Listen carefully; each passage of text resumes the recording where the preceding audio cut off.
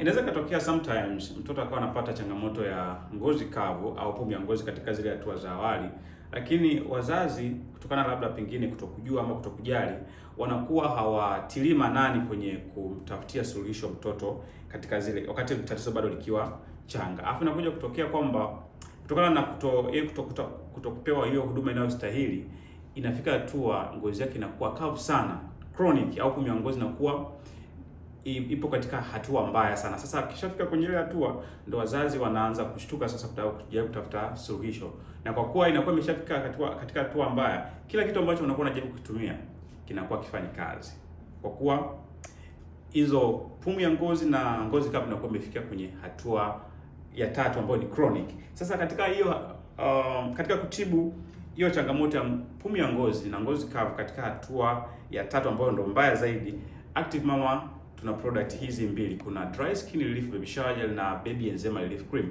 Hizi products mbili, hii ni shower gel unamwogeshea, ukishamaliza kumwogeshea unampaka hii Baby Eczema Relief Cream. Hii ni seti ambayo tumeitengeneza kwa ajili ya kutibu changamoto ya ngozi kavu na pumu ya ngozi ambayo ni chronic, ambayo imeshindikana. Kwa hiyo hii shower gel utaipata shilingi 20,000, cream unaipata kwa shilingi 20,000, zote ni shilingi 40,000. Karibu Active Mama uje upate suluhisho halisi la changamoto ya ngozi kavu na pumu ya ngozi iliyopitiliza kwa mwanao. Karibu sana.